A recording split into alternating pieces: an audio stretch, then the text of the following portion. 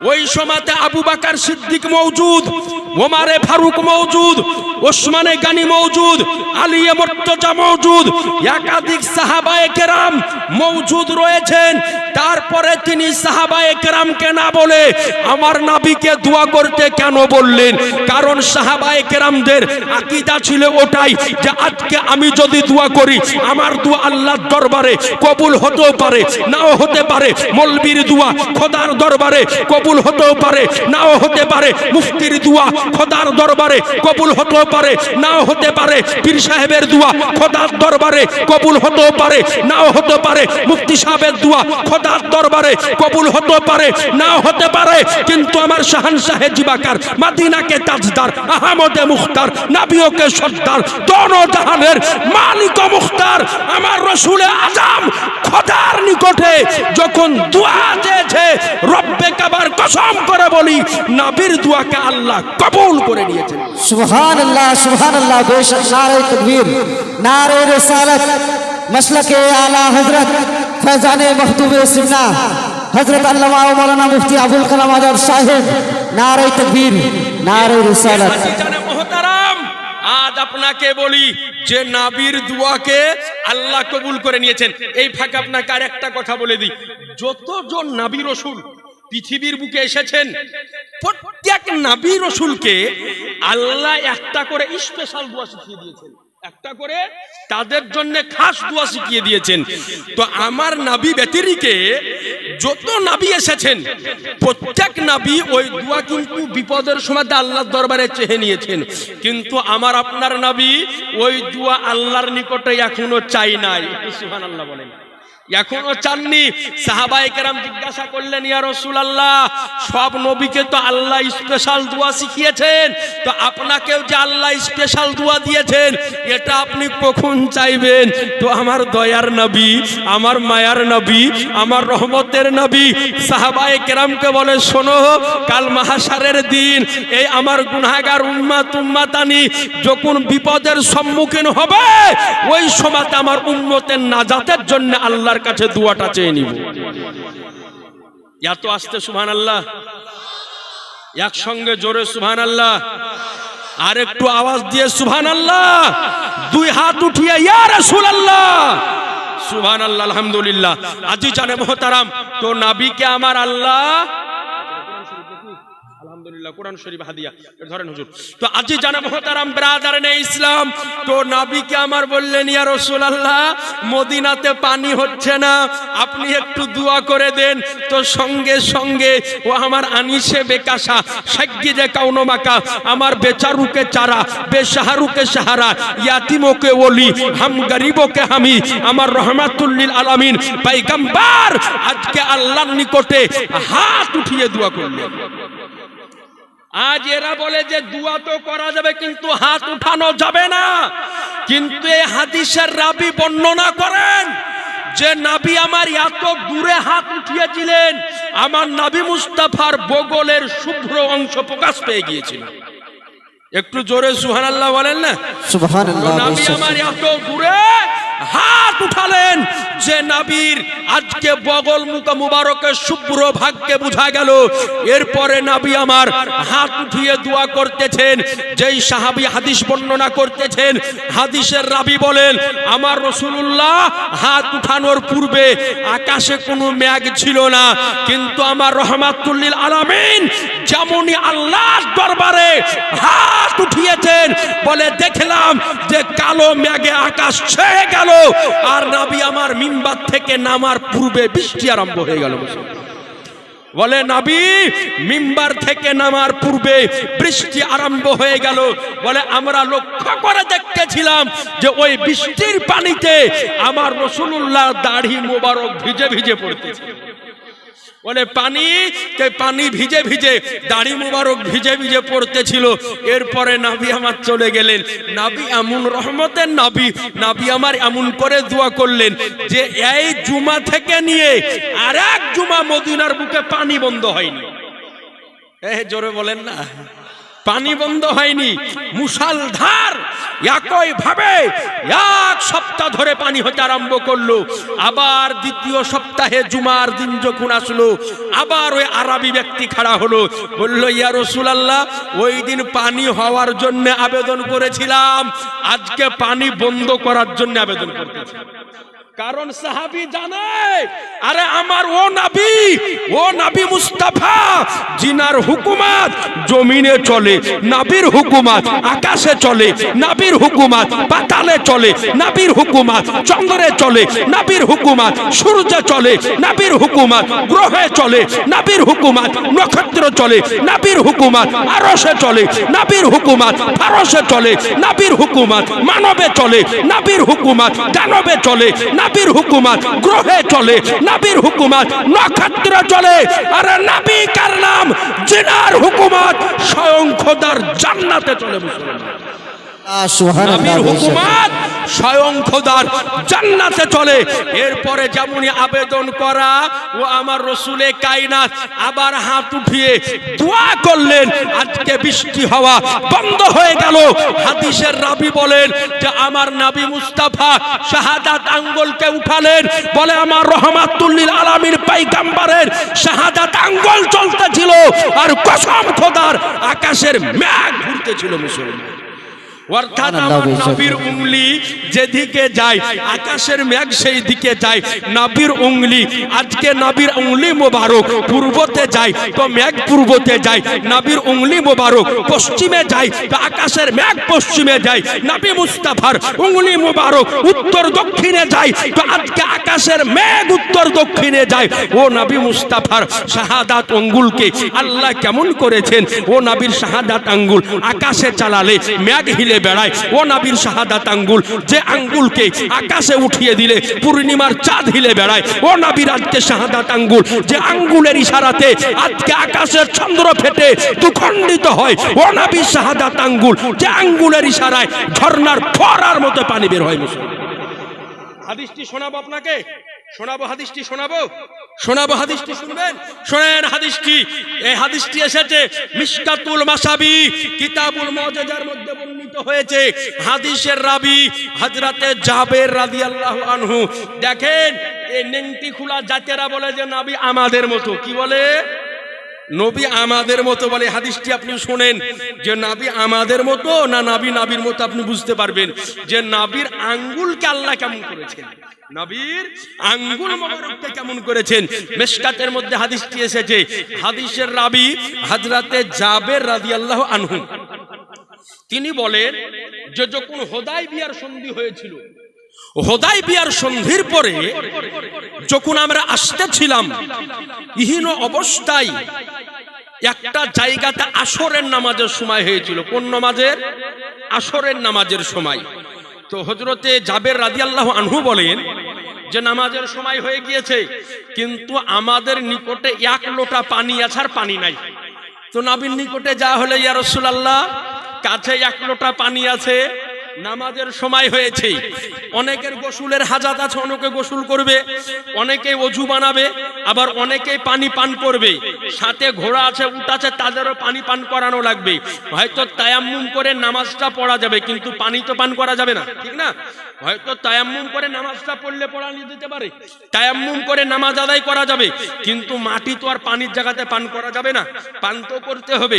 তো হযরতে জাবের রাদিয়াল্লাহু আনহু বলেন যে আমার রাসূলুল্লাহর নিকটে গেলাম, যে ইয়া রাসূলুল্লাহ, এক লোটা পানি আছে আর পানি নাই, কি করব এই মুহূর্তে?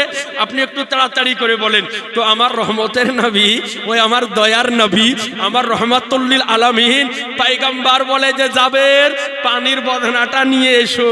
বলে পানির বদনাটা নিয়ে আসা হলো। ও আমার রসুলে কায়নাত আজকে ওই বদনার পানি দিয়ে নবী আমার ওযু বানালেন। বানানোর পরে অবশিষ্ট একটু পানি আজকে ওই লোটার ভিতরে রাখলেন।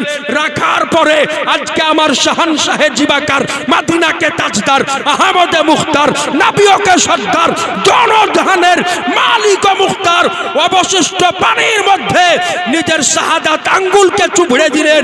আর এই শাহাদাত আঙ্গুল দ্বারাতে ঝর্ণার ফোয়ারার মতো পানি দাঁড়িয়ে। বলেন মুসলমান, নাবির আঙ্গুল দ্বারাতে ঝর্ণার ফোয়ারার মতো পানি বের হলো। সাহাবায়ে কেরাম পান করলেন, ওযু করলেন, গোসল করলেন। হযরতে জাবেরকে জিজ্ঞাসা করা হলো, জাবের কতজন লোক ছিলে? বলে, ইয়া রাসূলুল্লাহ, রব্বে কাবার কসম, ওই দিন আমরা 1500 চাইতে বেশি লোক ছিলাম। বলে, যদি ওই দিন আমরা 1500-এর জায়গায় যদি 1.5 লক্ষ হতাম, তো আমার নাবির আঙ্গুল মোবারক দিয়ে যেই পানি বের হয়েছিল ওই পানি পান করে গোসল করে খতম করতে পারতাম। সুবহানাল্লাহ, সুবহানাল্লাহ। এ আছি জানে মোহতারাম। তো এ আমার রসুলে কায়নাত হাত উঠিয়ে দোয়া করলেন, আর নাবির দোয়াতে আপনার আসমানের পানি বন্ধ হলো, আর আবার আসমানের পানি জারিও হয়ে গেল। অর্থাৎ নাবিক আল্লাহ হুকুমত দিয়েছেন যে নাবি আমার পানি চালুও করতে পারেন, আবার নাবি আমার পানি বন্ধও করে দিতে পারে। একটু সুবহানাল্লাহ বলেন না। তো এর নাম হচ্ছে সূরাতুল ফাতিহা, এরই নাম হচ্ছে দোয়া। তো আমরা যখন নামাজের মধ্যে দাঁড়াই তখন আমরা আল্লাহর দরবারে প্রার্থনা করি, ইহদিনাস সিরাতাল মুস্তাকিম। ও আল্লাহ, তুমি আমাদেরকে সোজা রাস্তার উপরে পরিচালিত করো, সিধা পথের উপরে পরিচালিত করো। কাদের পথের উপরে? সিরাতাল্লাযীনা আনআমতা আলাইহিম, অর্থাৎ ওই সমস্ত মানুষের পথে যাদের উপরে তুমি এনাম করেছো, যাদের উপরে তুমি করুণা করেছো, যাদের উপরে তুমি দয়া করেছো, তাদের রাস্তার উপরে তুমি আমাদেরকে চালাও। এইবার এই আয়াত থেকে স্পষ্ট বোঝা গেল, যখন আমরা দোয়া করি ইহদিনাস সিরাতাল মুস্তাকিম, আল্লাহ তুমি আমাদেরকে সোজা পথে পরিচালিত করো। এখান থেকে বোঝা গেল রাস্তা হচ্ছে দুটি, একটা হচ্ছে সোজা আর একটা হচ্ছে বাঁকা। কারণ যার আসল আছে তার কিন্তু নকলও আছে। তো যেখানে সোজা রাস্তা আছে তাহলে জানতে হবে যে সেই লাইনে বাঁকা রাস্তাও আছে। তো আমরা যখন দোয়া করলাম আল্লাহ সোজা পথে চালাও, তাহলে পথ যদি একটাই হতো সোজা, তাহলে দোয়া করার দরকার হতো না, ওই রাস্তাতে সবাই চলবো। যেহেতু পথ আর একটা আছে বাঁকা, এই জন্য দোয়া করতে হচ্ছে আল্লাহ বাঁকা ডাইলাই আমাদেরকে সোজা ডাই চালাও। এই দোয়া আমরা সকলেই নামাজের মধ্যে করি, আপনারাও পড়েন, আপনারাও জানেন, কিন্তু হয়তো মানে জানেন না, হয়তো অর্থ বুঝেন না। কিন্তু এই দোয়া আমরা নামাজে সকলে করি না, করি না? জোরে বলেন না। এখন যারা নামাজ পড়ে ওরা বলছে হুজুর করি, আর যারা নামাজ পড়ে না ওরা কি বলবে? তার লাগে ওরা মুখ বন্ধ করে বসে আছে নাকি বলছেন? যারা নামাজ পড়ে তারা তো করে, আর যারা নামাজ পড়ে না ওরা তো করে না। তো ভাই নামাজ সবাইকে পড়তে হবে, ঠিক না? ইনশাল্লাহ ও বিষয় একটু পরে বলতেছি। তো এইবার আসুন, তাহলে জানতে হবে পথ হলো দুটো, একটা হচ্ছে সোজা, একটা হচ্ছে বাঁকা। একটা আল্লাহর পথ, একটা হচ্ছে শয়তানের পথ। একটা হচ্ছে আল্লাহর পথ, একটা হচ্ছে ইবলিশের পথ। তো আমরা দোয়া করি, খোদা তুমি আমাদেরকে ওদের পথের উপরে চালাও, সিরাতাল্লাযীনা আনআমতা আলাইহিম, যাদের রাস্তার উপরে তুমি দয়া করেছো, যাদের পথের উপরে তুমি মায়া করেছো, যাদের পথের উপরে তুমি এনাম করেছো, যাদের পথের উপরে তুমি পুরস্কৃত করেছো, তাদের পথের উপরে তুমি আমাদেরকে পরিচালিত করো। এবার কোরআনকে জিজ্ঞাসা করুন, হে কোরআন, আল্লাহ পাক কোন সমস্ত ব্যক্তিদের পথের উপরে রাস্তার উপরে এনাম করেছে, দয়া করেছে? তো আল্লাহ পাক বলেন, আল্লাযীনা আনআমাল্লাহু আলাইহিম মিনান নাবিয়্যিনা ওয়াস সিদ্দিকিনা ওয়াস শুহাদায়ে ওয়াস সালিহিনা। আল্লাহ পাক বলেন যে আমি 4 শ্রেণীর ব্যক্তির পথের উপরে ইনাম করেছি। একদল পথ হলো নবীগণদের পথ, দ্বিতীয় পথ হলো সিদ্দিকদের পথ, তৃতীয় পথ হলো শুহাদায়ে কিরামদের পথ, আর চতুর্থ পথ হলো সলফে সলেহিন। ব্যক্তির পথের উপরে আমি দয়া করেছি, এদেরই রাস্তা হলো সোজা রাস্তা, এদেরই রাস্তা হলো সঠিক রাস্তা, এদেরই রাস্তা হলো সিরাতের মুস্তাকিম রাস্তা, এদেরই রাস্তা হলো সোজা রাস্তা, এদেরই রাস্তা হলো আল্লাহর রাস্তা। এই জন্য আজকে আপনাকে জানতে হবে নবীদের পথ হলো সঠিক পথ, শাহাদাদের পথ হলো সঠিক পথ, সিদ্দিকদের পথ হলো সঠিক পথ, আবু বকরের পথ সঠিক পথ, ওমরের পথ সঠিক পথ, ওসমানের পথ সঠিক পথ, আলী রাদিয়াল্লাহু আনহুর পথ সঠিক পথ, আজকে ইমামে আজমের পথ সঠিক পথ, ইমামে শাফির পথ সঠিক পথ, ইমামে মালিকের পথ সঠিক পথ, ইমাম আহমদ বিন হাম্বলের পথ সঠিক পথ, ফাজার পথ সঠিক পথ, রাজার পথ সঠিক পথ, গাউসের পথ সঠিক পথ, ওলিদের পথ সঠিক পথ, পীরেদের পথ সঠিক পথ, সলপে সলেনের পথ সঠিক পথ। আর আল্লাহ ওয়ালাদের আসল পথ হলো আল্লাহর পথ। নারে তাকবীর, নারে তাকবীর, নারে রিসালাত, নারে রিসালাত, নারে তাকবীর, আল্লাহু আকবার। নারে রিসালাত। আমাদের পথ হলো সঠিক পথ। এই জন্য আমরা আল্লাহ ওয়ালাদের পথে চলতে চাই না, চাই না? এই জোরে বলেন না। এই জন্য আমরা আল্লাহ ওয়ালাদের পথে চলি, আউলিয়ায়ে কেরামদের পথে চলি, পীর বুজুর্গ মাশায়েখদের পথে আমরা চলি। এ আজিজান মুহতারাম, কিন্তু আজ আপনাকে বলি, যেমন আপনার নাবির দুশমন আছে, এইরকম ওলিদেরও দুশমন আছে না নাই? একটু জোরে বলেন না। কিন্তু আমরা আল্লাহর হাক্কানি ওলি মানি না, মানি না? আমাদের কথা হলো আমরা আল্লাহ মানি, আল্লাহ ওয়ালাও মানি। সুবহানাল্লাহ।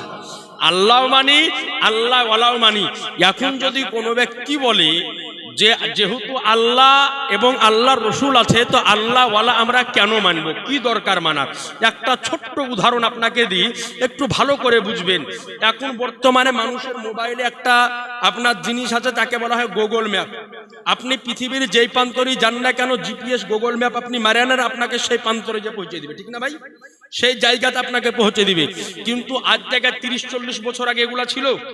এগুলা ছিল না।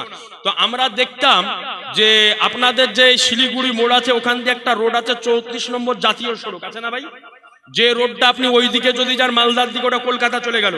এই দিকে গেলে শিলিগুড়ি, জলপাইগুড়ি, দার্জিলিং চলে গেল, ঠিক না? এই দিকে আপনার চলে গেল।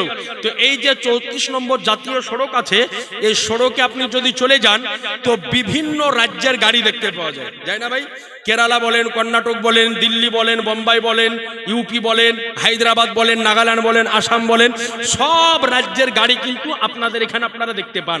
তো আমরা আশ্চর্য হই যে কোথায় নাগাল্যান্ড, আসাম পার হয়ে নাগাল্যান্ড থেকে গাড়ি নিয়ে আসতেছে ড্রাইভার আপনার উত্তর দিনাজপুরে।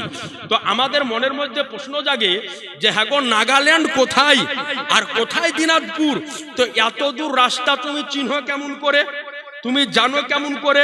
তো একজন ড্রাইভারকে আমি প্রশ্ন করলাম, ভাই তোমার যদি দিল্লি যাওয়ার প্রয়োজন হয়, তো তুমি রাস্তা কেমন করে চিনতে পারো, কিভাবে রাস্তা চিহ্ন?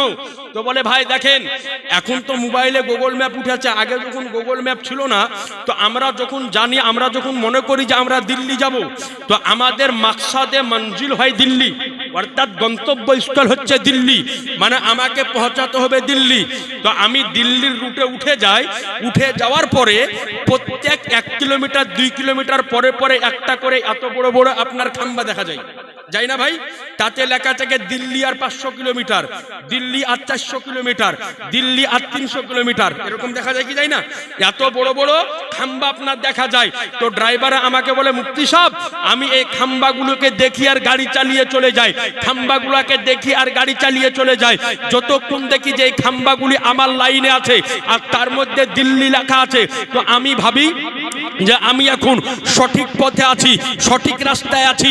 আর আমি গাড়ি চালাতে চালাতে এক সময়তে দিল্লি যাওয়ার পরে পৌঁছে যাই। তো বলার উদ্দেশ্য হলো, যেমন ওই ড্রাইভারের গন্তব্যস্থল হচ্ছে দিল্লি, তো আমরা সুন্নি মুসলমান, আমাদের গন্তব্যস্থল হলো সোনার মদিনা। আমাদের গন্তব্যস্থল সোনার মদিনা। তো সোনার মদিনার রুটের উপরে উঠে চলতে আরম্ভ করে দেন। আপনার রাস্তার উপরে যদি খাম্বার মতো গাউস যদি আছে, জানবেন সঠিক পথে আছি। কুতুব যদি আছে, সঠিক পথে আছি। আবদাল যদি আছে, সঠিক পথে আছি। খাজা যদি থাকে, সঠিক পথে আছি। রাজা যদি থাকে, সঠিক পথে আছি। মুকজুব যদি থাকে, সঠিক পথে আছি। সলবে সলাইন যদি থাকে, সঠিক পথে আছি। আর এইভাবে এদেরকে দেখতে দেখতে যেদিন চলতে চলতে একদিন দেখবেন যে আল্লাহ পাক এই পথ ধরে আপনাকে সোনার মদিনা পৌঁছে দিবেন।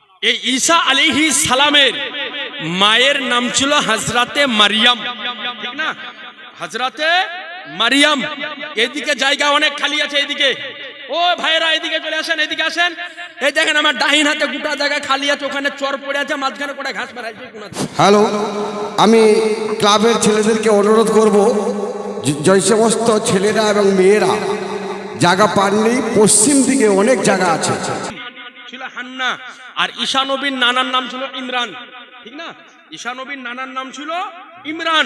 তো এই হযরতে ঈসা আলাইহিস সালামের মা হযরতে মারিয়াম আলাইহিস সালাম যখন তিনার মায়ের পেটে, অর্থাৎ ঈসা নবীর নানির পেটে, তো পেটে নেওয়ার পরে ঈসা নবীর নানি মানত মানলো যে খোদা, তুমি আমাকে যে সন্তানটি দান করবে, এই সন্তানটিকে আমি বাইতুল মুকাদ্দাসের খিদমতের জন্য আজাদ করে দেব। বাইতুল মুকাদ্দাস মসজিদে আকসা ফিলিস্তিনে অবস্থিত, যেই মসজিদে আকসাকে কেন্দ্র করে দীর্ঘদিন ধরে ইসরায়েলি বাহিনীর সঙ্গে আজকে যুদ্ধ চালিয়ে যেতেছে। ফিলিস্তিনের নওজওয়ানেরা আজকে নিজের জীবনকে উৎসর্গ করে, নিজের প্রাণকে দিয়ে ফিলিস্তিনের জেরুজালেমে মসজিদে আকসাকে সংরক্ষিত করে রেখেছেন মুসলমান। ওই মসজিদে আকসা, যেই মসজিদে আকসার ভিতরে মেরাজের রাত্রিতে আমার রাসূলুল্লাহর পশ্চাতে আজকে আদম পয়গম্বর থেকে নিয়ে ঈসা রুহুল্লাহ পর্যন্ত প্রত্যেকটা নবী আজকে নামাজ আদায় করেছিলেন। ওই মসজিদে আকসা, যেই মসজিদে আকসা ছিল আমাদের কিবলা, যে মসজিদ আকসা ছিল আমাদের কিবলা। আমার রাসূলুল্লাহ মদিনা শরীফে হিজরত করে আজকে 1 নয় 2 নয় কমবে 17 মাস মসজিদে আকসার দিকে মুখ করে নামাজ পড়েছিলেন। কোন দিকে মুখ করে? মসজিদে আকসার দিকে মুখ করে 17 মাস নামাজ আদায় করলেন। একদিন আমার রাসূলুল্লাহ জোহরের নামাজে আছেন, আর ইহিন অবস্থায় মনে মনে চিন্তা করছেন, খোদা, দীর্ঘদিন ধরে এই বাইতুল মুকাদ্দাসের দিকে মুখ করে নামাজ আদায় করতেছি, আমার কিবলা পরিবর্তন করে কাবা করে দিলে ভালো হয়। ও আমার নবী মুস্তাফা আজকে জবানে বলেনি, শুধু অন্তরে বলেছে, জবানে প্রকাশ করেনি, অন্তরে বলেছে। 2 রাকাত নামাজ আদায় করা হয়েছে, সঙ্গে সঙ্গে মুল্লেমুল মালাইকা, তাইরে সিদরা, ফেরেশতাদের টিচার, ফেরেশতাদের সর্দার, ফেরেশতাদের মুল্লিম জিবরিল আমিন হাজির। বলে, ইয়া রাসূলুল্লাহ, আপনার অন্তরে কি বলছে? আল্লাহ বুঝতে পেরেছে। আল্লাহ আপনার অন্তরের কথাকে কবুল করে নিয়ে আপনার কাবা পরিবর্তন করে, কিবলা পরিবর্তন করে কাবা বানিয়ে দেওয়া হয়েছে। বলে, ইয়া রাসূলুল্লাহ, আপনি এক্ষুনি আজকে মসজিদ আকসার দিক থেকে মুখকে ঘুরিয়ে কাবার দিকে করে নিন। 2 রাকাত নামাজ কমপ্লিট হয়ে গিয়েছিল, আর বাকি 2 রাকাত নামাজ আমার রাসূলুল্লাহ আজকে কাবার দিকে মুখ করে আদায় করলেন। যেই মসজিদ থেকে এই ঘটনা ঘটেছিল, নাম মসজিদে কিবলাতাইন। এখন পর্যন্ত মদিনা শরীফে আছে, হাজী সাহেব যারা গিয়েছে তারা দেখেছে, ওর নাম হচ্ছে মসজিদে কিবলাতাইন, এখনো আছে।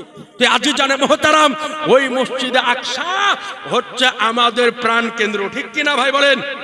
ওই মসজিদে আকসা হচ্ছে আমাদের প্রাণ কেন্দ্র।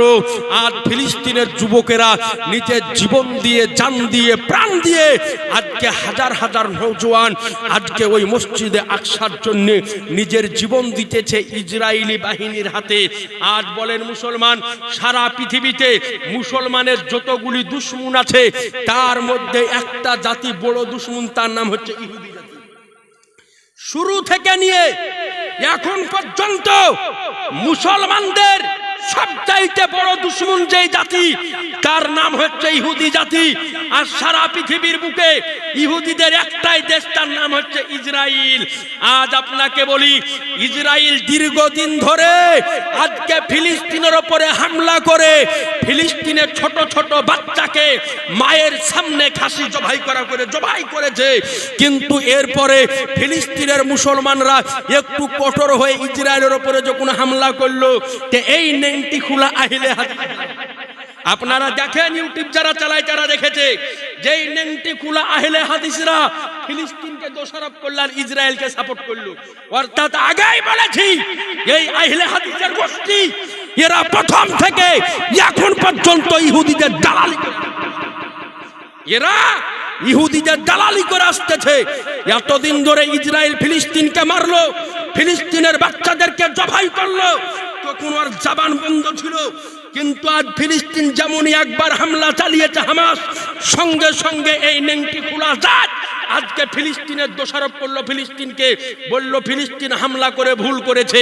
বলেন মুসলমান আগে কাউকে আঘাত করতে যায় না, কিন্তু মুসলমানের উপরে আঘাত যখন হয় কসম খোদার, তখন মুসলমান আর ঘরে বসে থাকে না।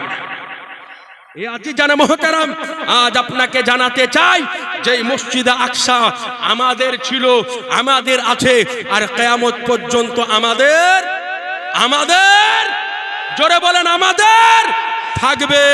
এ আজি জানে মহতারাম, প্রয়োজন যদি পড়ে তো এই মসজিদে আকসার জন্য নিজের জীবন দেওয়া যদি লাগে তো আমরা জীবন দেওয়ার জন্য প্রস্তুত আছি, কিন্তু আমাদের ইমানের প্রাণ কেন্দ্র মসজিদে আকসাকে ছাড়তে রাজি নাই।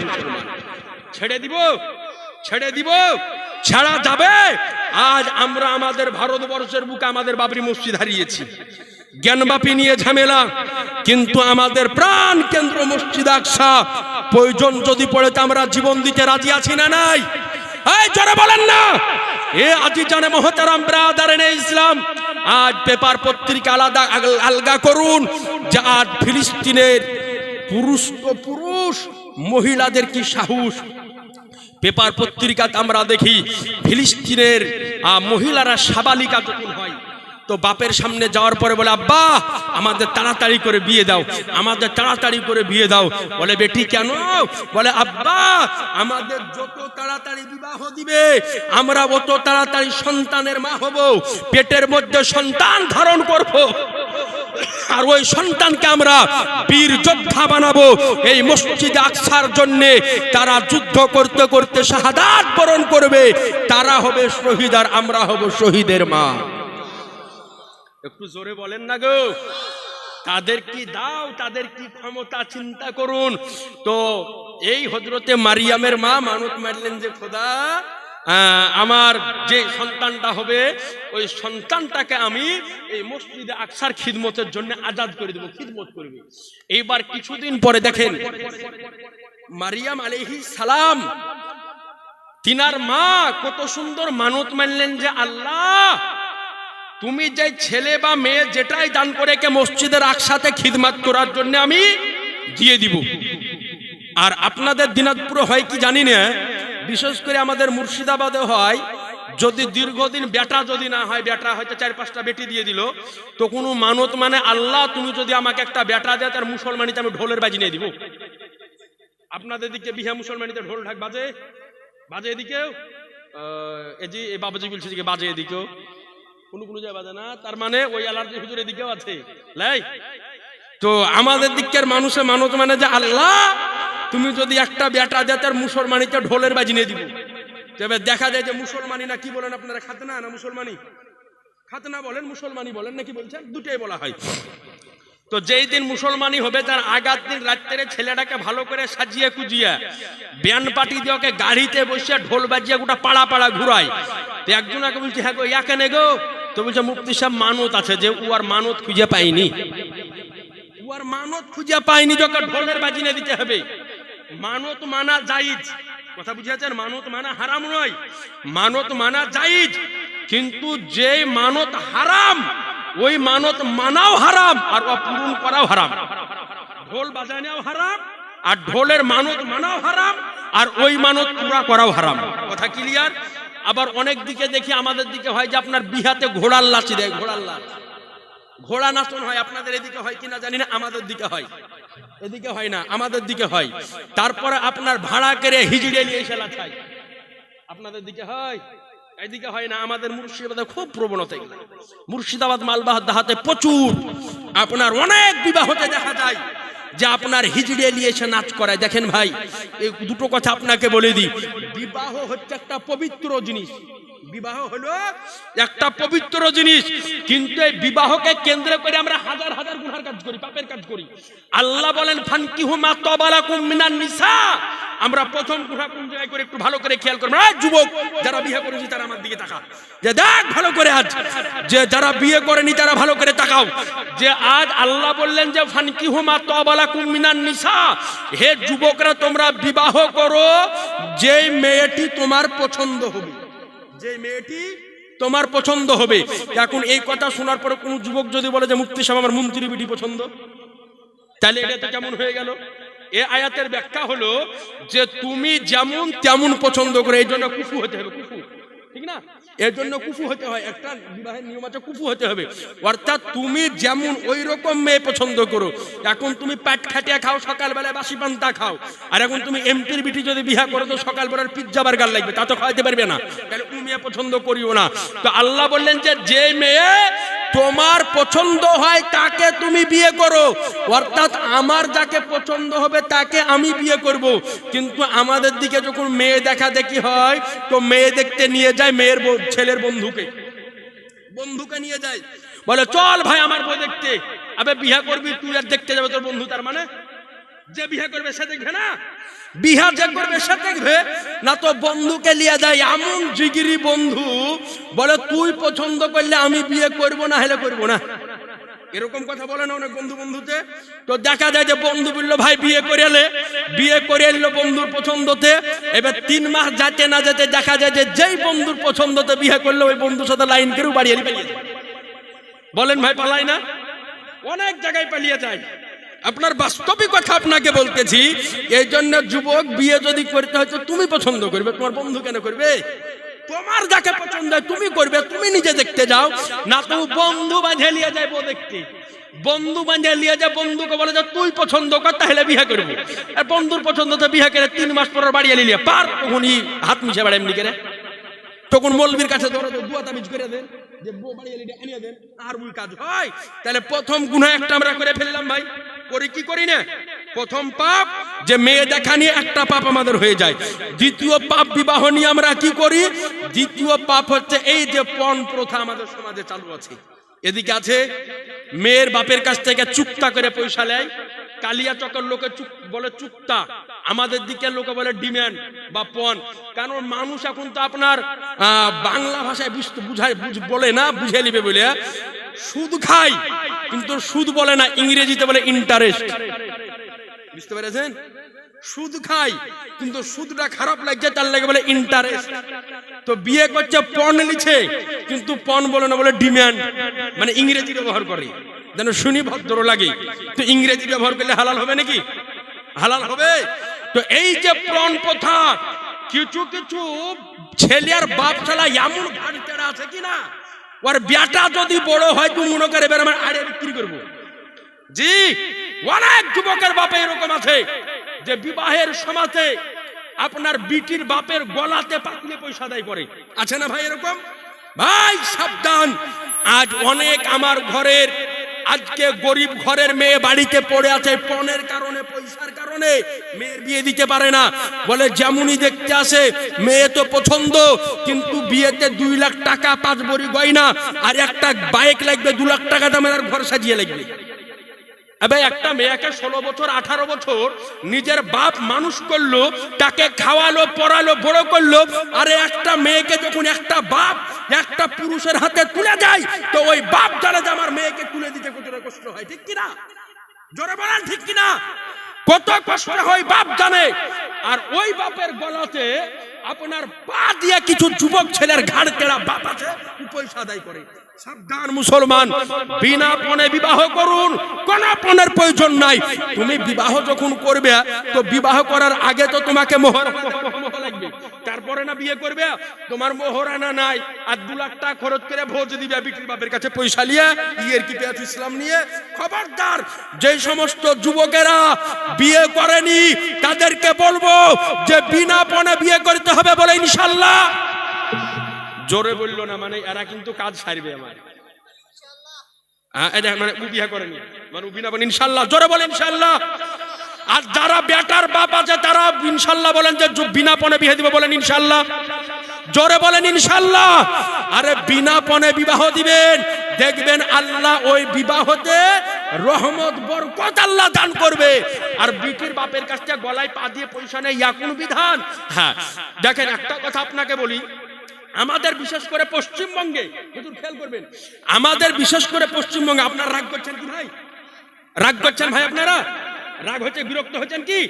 দেখেন, বিশেষ করে আমাদের পশ্চিমবঙ্গে যখন কোনো বাড়িতে, বাপের বাড়িতে মেয়ের যখন জন্ম হয়, তো তার বিবাহ দেওয়ার পূর্বে বাপ কিন্তু মেয়েকে পুরস্কার গিফট দেওয়ার লেগে অনেক কিছু রেডি করে রাখে। আপনি চাইবেন কেন? যদি মেয়ের বাপ, যদি কোনো মেয়ের বাপ খুশি হয়ে যায়, আলহামদুলিল্লাহ, আপনি কবুল করেন। খুশি হয়ে তো অনেকে যায়। বিটিকে বিনা গিফটে, বিনা উপহারে কেউ কিন্তু কিছু পাঠায় না, ঠিক না ভাই? কিছু না কিছু আপনার সঙ্গে দিয়ে দেয়। তো যেটা দিবে ওটা আপনি কবুল করে নিন। তাই বলে চেয়ে নেওয়া যাবে যাবে না। আর আপনারা খবরদার কেউ পণ চেয়ে নিবেন না। আর মেয়ে ছেলে যারা আছে, যুবতী বিয়ে করেনি, তাদেরকে বলে দিব যে পণ যদি চাইতে তোমরা বিয়ে করো না। দেখি এরা বিটি ছেলে পাই কোথায়, কোন দেশ থেকে খুঁজে নিয়ে আসে, আমেরিকা থেকে, জাপান থেকে। দেখি তোমরা বলে দাও যে বিনা পণে আমরা বিয়ে করব, যদি করতে হয় তো পণ, না হলে করিস না। আজি জানা মহতারাম বিরাদার, মেয়ে ছেলের ক্ষমতা নাই। আমার ওইখানে একটা ছেলে, আপনার ওহাবি ঘরের ছেলে, তো সুন্নি ঘরের একটা সুন্দরী মেয়েকে দেখে কিন্তু আর পছন্দ হয় যে আমি বিয়ে করব। কিন্তু মেয়েটা ছোট থেকে মাদ্রাসা মসজিদে যাওয়া আসা, মেয়েটা আলেম ওলামাদের সম্পর্ক, কিন্তু ওর নিয়াত যে আমি কোনো ওহাবি ছেলেকে বিয়ে করব, কোনো ওহাবি ছেলেকে বিয়ে করব না। তো এইবার ছেলেটাকে সে শর্ত দিল, যদি আমাকে তোকে বিয়ে করতে হয়, মেয়েটা শর্ত দিচ্ছে, আমাকে যদি বিয়ে করতে হয় তাহলে তুই সহ তোর গোটা পরিবারকে সুন্নি হতে হবে। বলা যাবে না জোরে? তো ছেলেটা শেষখানে গোটা পরিবার নিয়ে সুন্নি হয়ে ওই মেয়েটাকে বিবাহ করেছে। আপনি চিন্তা করেন, মেয়ে ছেলে যদি মনে করে সব করে ফেলবে, জি সব করে ফেলবে। তো এটা দ্বিতীয় গুনাহ করি যে এই পণ প্রথা, আমরা এই পণের কাজ করি। এবার বিবাহ আপনার ঠিক হয়ে গেল। বিবাহ ঠিক হয়ে যাওয়ার পরে আপনাদের দিকে এবার এটা হয় কি হয় না জানি না, একটা কাজ হয়, সেটা হচ্ছে গায়ে হলুদ দেয়। গায়ে দিকে গায়ে হলুদ হয়। বিটি ছেলে বেটা ছেলে গায়ে হলুদ দেওয়াতেই হয়, গায়ে হলুদ দেওয়াতেই হয় না ভাই? দেখেন মশালাটা বলে দিই ভাই, ঠিক রাগ করিয়েন না কেউ। গায়ে হলুদ দেওয়া না জায়েজ নয়, হারাম নয়, গায়ে হলুদ দেওয়া জায়েজ। যদি কালো মানুষ যদি হয় আর যদি একটু গায়ে কাঁচা হলদি মাখানে, তো দেখতে চকচক করে না ভাই? তো হলদি দেওয়া না জায়েজ, হারাম নয়, কিন্তু হারামটা হয় কোন জায়গায় দেখেন। এবার দেখতে পাচ্ছ হলদিটা মাখাতে আসে কে? বেটা ছেলের বিবাহ হলে দেখি যে আমাদের দিকে হলদি মাখাতে আসে ভাবিতে, হলদি মাখাতে আসে চাচাইতো বহিনে, হলদি মাখাতে আসে মামাইতো বহিনে, হলদি মাখাতে আসে ফুপাইতো বহিনে। এই কারণে মামাইতো বহিন, ফুপাইতো বহিন, খালাইতো বহিন, চাচাইতো বহিন, ভাবি, এদের হাত থেকে হলদি মাখিয়ে নেওয়া হচ্ছে হারাম। কি বললাম? হারাম। খবরদার, আপনি হলদি মাখবেন, মাখেন, কোনো অসুবিধা নাই। হলদি মাখাবে আপনার বাপ, হলদি মাখাবে আপনার ভাই, হলদি মাখাবে আপনার মা, হলদি মাখাবে আপনার বোন, হলদি মাখাবে আপনার বুড়ি নানি, হলদি মাখাবে আপনার বুড়িয়া নানা, হলদি মাখাবে আপনার দাদা, হলদি মাখাবে আপনার দাদি। এদেরকে দিয়ে হলদি মাখিয়ে নেন। না তো আমাদের ঘরের যুবককে দেখা যায় ওর বিহার দুদিন আগে সেন্ডু গেঞ্জি গায়ে দিয়া সাদা লুঙ্গি পিঁধে এমনি করে বডি বাইকেরে বসে, আর ওর ভাবি যায় এমনি করে ডং ডং করে হলদি মাখাতে যাই না ভাই? বলেন, এখানে অনেক বয়স্ক মানুষ আছে, বুজুর্গ মানুষ আছে, যে যদি একটা যুবতী মেয়ে যদি একটা পুরুষের গায়ে হাত দিয়ে হলদি মাখে, আমার ঠিক থাকবে? যদি বলে যে মুক্তি সাহেব আমার কিছুই হয় না, তাহলে ওকে হারবাল খাইতে হবে। কথা বুঝতে পেরেছেন না? বুঝেননি আমার কথা? একটু ইশারাতে বুঝিয়ে দিলেন, সব কথা খুলে বলা যায় না। যদি বলে যে আমার কিছু হয়নি, তোকে হারবাল খাওয়ান নিয়ে যায়, ওর জাওয়ানি শেষ। কথা বুঝলেন? তো হলদি যদি মাখাতে হয় তো বাপে মাখাবে, ভাইয়ে মাখাবে, যার সাথে বিবাহ হারাম সে মাখাবে। চাচিটা আপনার চাচাই তো বোনও মাখাতে পাবে না, খালাই তো বোনও নয়, ভাবিতেও নাই, কিন্তু হলদি মাখাতে আসে ভাবি, হলদি মাখাতে আসে চাচাই তো বহিন। খবরদার, যারা বিয়ে করেনি খবরদার জানে এই চাচাই তো বহিন তো হলদি না মাখে, বলেন ইনশাআল্লাহ। যারা করে নিয়েছে ওরা বলছে আমরা পগার পার হয়ে গেছি। আপনি যতই বলেন আমরা কাজ মারিয়ে দিয়েছি না হুজুর, খবরদার ভাই, একজন নারীর হাতে হলদি মাখিয়ে নেওয়া হচ্ছে হারাম। মেয়েদেরকে মাখাবে, মেয়েদেরকে মেয়েরা মাখিয়ে নিবে, মেয়েদেরকে মেয়েরা মাখাবে, ওদেরকে যে ইচ্ছা সে মাখিয়ে দিতে পারে, কোনো অসুবিধা নাই। কিন্তু পুরুষদের জন্য সাবধান। আপনার হলদি মাখার মন যদি করে তো নানার সাথে সম্পর্ক ভালো, নানাকে বলবেন যে নানা আমার হলদি মাখিয়ে দাও, নানিকে বলবেন নানিরই আমাকে হলদি মাখিয়ে দে, দাদিকে বলবেন দাদিরে হলদি মাখিয়ে দে। এদের কাছ থেকে আপনি মাখুন। তা না করে ও খালায় তো বহিনকে ডাকছে হলদি মাখতে, খালায় তো বহিনে হাত দিয়ে হলদি মাখাবে, ইয়ের কি? সাবধান, জানে কোন যুবক এই কাজ না করে, বলে ইনশাআল্লাহ, জোরে বলে ইনশাআল্লাহ। এরপরে এই গুনাহ আমাদের হয়ে গেল। দ্বিতীয় গুনাহ, আরেকটা গুনাহ আমরা কি করি? এরপরে বিয়ের আগা দিন রাত্রে হয় ডিজে পার্টি, ডিজে বক্স হয় কি হয় না? আপনাদের দিকে হয়? হায় হায় হায় হায়, ডিজে বলছে, হুজুর বলছে এটাইতে হচ্ছে মেন। আজি জানে মোহতারাম, আজ আমরা কোন জায়গায় পৌঁছালছি দেখেন চিন্তা করে, যে আজ বিবাহকে কেন্দ্র করে আজ এই ডিজে পার্টি বাজাই। আচ্ছা বলেন ভাই, আপনাদের যার ঘরে মেয়ে আছে, আপনার মেয়ের যখন বিবাহ দেন তো আপনার মনে মনে এই আশায় থাকে যে আল্লাহ আমার মেয়েটাকে তুমি সুখী করো, এটাই থাকে কি না? যদি আমারও আল্লাহ মেয়ে দেয়, আমিও যখন মেয়ের বিবাহ দিব, তার মোহর যখন করব, তো আমিও মনে মনে দোয়া করব যে আল্লাহ আমার মেয়েটাকে তুমি সুখে শান্তিতে রেখো। আচ্ছা বলেন, এই যে ডিজে বাঁশি বাজিয়ে ডিজে পার্টি করে কি বিটি যে শ্বশুর বাড়িতে সুখে থাকে? সুখে থাকবে? জি না, সুখে থাকবে না। কেন?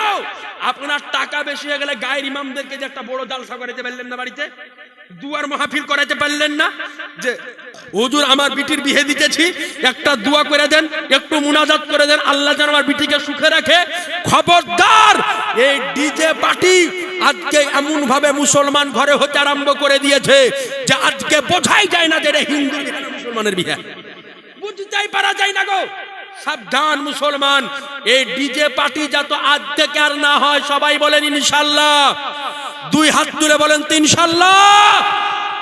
দেখেন সবাই হাত উঠায়নি, মানে যারা হাত উঠায়নি ওরা করবে। হুজুর আপনি কি চালাক? তার চাইতে আমরা আরো বেশি চালাক। আপনি ইনশাআল্লাহ বুলিয়ে নেবেন, আমরা বুলবো না। না, একবার সবাই বলেন ইনশাআল্লাহ। খবরদার ভাই আমার, এগুলা কেন করবেন? পাপের কাজ, গুনার কাজ, বিবাহ একটা। তো এইরকম গুনাহ যদি বার করতে আরম্ভ করে দিই, তো এক নয় দুই নয়, বিবাহের ধাপে ধাপে ধাপে ধাপে ধাপে ধাপে আমরা গুনাহের কাজ করি। তো যাই হোক বাপজি আমার ভাইয়েরা, আপনার নিকটে আরজ করি যে এই সমস্ত গুনাহ করবেন না। তো মান্যত ছিল কি? মরিয়মের কথাটা মনে আছে না? ভুলে খেয়ে ফেলেছেন? হ্যাঁ, আপনাদের মনে আছে? হযরতে মারিয়ামের জন্য মান্যত মানলেন যে খোদা তুমি যে ছেলেটা দান করবে ওটাকে আমি বাইতুল মুকাদ্দাসের খিদমতের জন্য আজাদ করে দিব। তো হযরতে মারিয়ামের জন্ম হলো। এই মারিয়ামের জন্ম হওয়ার পরে হযরতে মারিয়ামের মা হান্না আজকে হযরতে মারিয়ামকে সঙ্গে করে নিয়ে বাইতুল মুকাদ্দাসে হাজির হলেন। ওই সময়তে বাইতুল মুকাদ্দাসের আবেদ, জাহেদ, আলেম প্রত্যেকের যিনি ইমাম ছিলেন তার নাম ছিল হযরতে জাকারিয়া আলাইহিস সালাম। সুবহানাল্লাহ।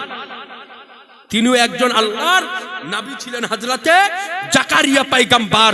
এই জাকারিয়া আলাইহিস সালাম ইনি আবার ছিলেন হযরতে মারিয়ামের আপন খালু। খালু বুঝেন তো আপনারা? নামে সে বলেন খালু, অর্থাৎ হযরতে মারিয়ামের মায়ের আপন বোনের সাথে হযরতে জাকারিয়ার বিবাহ হয়েছিল। ইতিহাস আপনি শুনালেন আজ। হযরতে মারিয়ামের মায়ের আপন বোনের সঙ্গে হযরতে জাকারিয়া আলাইহিস সালামের বিবাহ হয়েছিল। তাহলে সেই সূত্রে হযরতে জাকারিয়া আলাইহিস সালাম হযরতে মারিয়ামের আপন খালু হয়ে গেল। এইবার হযরতে মারিয়াম আলাইহিস সালামকে নেওয়ার পরে তিনার মা চলে গেলেন বাইতুল মুকাদ্দাসে। হযরতে জাকারিয়া আলাইহিস সালামকে বললেন, ভাই এই মেয়েটাকে পেটে নিয়ে মানত মেনেছিলাম, যে মেয়েটি আল্লাহ দান করবে ওই মেয়েটিকে বাইতুল মুকাদ্দাসের খিদমতের জন্য আজাদ করে দিব। তো ভাই মেয়েটাকে নিয়ে এসেছি, তুমি আজকে এই মেয়েটিকে নিয়ে একটু খিদমত করিয়ে নেন। তো হযরতে জাকারিয়া আলাইহিস সালাম দেখলেন যুবতী মেয়ে কোথায় রাখা যাবে, তাই বাইতুল মুকাদ্দাসের পাশে হযরতে মারিয়ামের জন্য আজকে জাকারিয়া আলাইহিস সালাম একটা মেহরাব বানিয়ে দিলেন। এখন পর্যন্ত কিতাবের মধ্যে যেটা মেহরাবে মরিয়ম নামে পরিচিত আছে। বাইতুল মুকাদ্দাসে ওই মেহরাবে মরিয়ম এখন পর্যন্ত মওজুদ রয়েছে। তে হযরতে মারিয়াম আলাইহিস সালাম ওই মেহরাবের মধ্যে ঢুকে মসজিদে আকসার খিদমত করে আর আল্লাহর ইবাদতে মগ্ন থাকে। দিন যায় রাত আসে, রাত যায় দিন আসে, এইভাবে করতে করতে হযরতে মারিয়াম আলাইহিস সালাম যখন দীর্ঘদিন পার হয়ে গেল, তো একদিন জাকারিয়া আলাইহিস সালাম আপনার ওই মেহরাবের মধ্যে ঢুকে দেখতেছে তো হযরতে মারিয়াম আলাইহিস সালাম শীতের দিনে গরমের ফল আর গরমের দিনে শীতের ফল খেতেছে। মুসলমান শীতের দিনে গরমের ফল আর গরমের দিনে শীতের ফল খেতেছে। তো হযরতে জাকারিয়া আলাইহিস সালাম জিজ্ঞাসা করলেন, মা মরিয়াম, এই ফল তুমি কোথায় পেলে? তো বলে, হুজুর, এই ফল আল্লাহ পাক খুশি হয়ে আমাকে শীতের দিনে গরমের আর গরমের দিনে শীতের ফল খাইয়ে থাকে। একটু জোরে সুবহানাল্লাহ, আর একটু মহব্বতে সুবহানাল্লাহ। এইবার হযরতে জাকারিয়া আলাইহিস সালামের ওই সময়তে অনেক বয়স হয়ে গিয়েছিল, কোনো সন্তান আদি হয়েছিল না। তো তিনি চিন্তা করলেন, খোদা, তুমি যে মরিয়মকে এই মেহরাবের ভিতরে শীতের দিনে গরমের ফল আর গরমের দিনে শীতের ফল খাওয়াতে পারো, আমার বিশ্বাস আমার ওই সময়কার বাচ্চা আল্লাহ তুমি আমাকে শেষ বয়সে দান করে দিবে। এই জন্য হযরতে জাকারিয়া আলাইহিস সালাম ওই মেহরাবে মরিয়মের মধ্যে প্রবেশ করে ওই মেহরাবের ওসিলাতে আজকে দোয়া করলেন যে খোদা, যেই জায়গাতে তোমার নেক বান্দি, প্রিয়তমা বান্দি, তোমার বান্দি আজকে বসে আল্লাহর ইবাদত করেছে, ওই জায়গার ওসিলা দিয়ে তোমার দরবারে দোয়া চাই, খোদা তুমি আমার দোয়াকে কবুল করে নিয়ে আমাকে একটা সন্তান দান করো। কসম খোদার, জাকারিয়া পয়গম্বরের দোয়াকে আল্লাহ কবুল করে নিয়ে শেষ বয়সে উনাকে একটা পুত্র সন্তান দান করেছিলেন। সুবহানাল্লাহ, সুবহানাল্লাহ, বেশক। একটু জোরে সুবহানাল্লাহ। ওই জায়গার ওসিলাতে দোয়া করে আল্লাহ তিনাকে একটা পুত্র সন্তান দান করেছিলেন। সেই পুত্রটার নাম আপনাদের জানা আছে? জানা আছে? কার জানা আছে বলেন তো? জানা নাই? তিনার নাম ছিল হযরতে ইহইয়া আলাইহিস সালাম। মনে থাকবে, তিনার নাম ছিল হযরতে ইহইয়া আলাইহিস সালাম। তিনিও ছিলেন একজন নবী, তিনার বাপও একজন নবী। তো বলতেছিলাম যে আমরা আল্লাহ ওয়ালার মাজারে যাই, যাওয়ার পরে আল্লাহ ওয়ালার মাজারে গিয়ে তিনাদের ওসিলা দিয়ে আল্লাহর দরবারে দোয়া করি। বলেন সুবহানাল্লাহ। একবার দরুদে পাক পড়ুন, আল্লাহুম্মা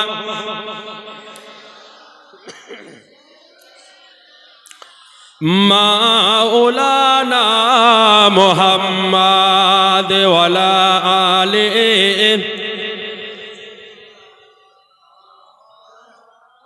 মুহাম্মাদ সাল্লাল্লাহু আলা মুহাম্মাদিন मोहम्मद हरदम ज़ाबा से निकालो पाक नामे मोहम्मद हरदम ज़ाबा से निकालो शफीआना मोहम्मद सल्लल्लाहु अलैहि वसल्लम। এইবার দেখুন, তাহলে আমরা আল্লাহ ওয়ালাদের মাজারকে জিয়ারত করতে যাই। ওই গেটের মুখে ভাই গেলা দাঁড়িয়ে আছে, একটু এদিকে আসবে না ভাই? গেটের মুখে কেন দাঁড়িয়ে? ভাই ভিতরে চলে আসো। ও দাদা, একটু ভিতরে চলে, ভাই ভিতরে ভিতরে। ভাই আমার গেটের মুখে দাঁড়িয়ে থেকো না, এইদিকে দেখো দিনে কত সুন্দর জায়গা ফাঁকা পড়ে গেলাই, এইদিকে জায়গাটা পূরণ করেন। দেখেন, আপনাদের চাইতে মেয়ে ছেলেদের জায়গা মোটামুটি দুডবল হবে না বাবাজি, তাও ওরা জায়গা পূরণ করে ফেলাইছে, আর আপনারা এখনো পূরণ করতে পারলেন না। হ্যাঁ, আসেন ভাই, এদিকে আসেন, এদিকে অনেক জায়গা খালি আছে, ভাই এদিকে চলে আসুন। তো আমরা কি করি? আল্লাহ ওয়ালাদের মাজারকে, কবরকে আমরা জিয়ারত করতে যাই। এ আজিজানা মুহতারাম, আরেকটা কথা আপনাকে আজকে শিখিয়ে দিই, আজকে আপনাকে ভালো করে বলে দিই। ও আমার রাসূলে কায়নাত সাল্লাল্লাহু আলাইহি ওয়াসাল্লাম হিজরি সন যখন প্রথম পড়তো, যখন হিজরি সনের প্রথম পড়তো, আচ্ছা আরবি মাস প্রথম কোন মাস থেকে শুরু হয় বলেন তো? জোরে বলেন।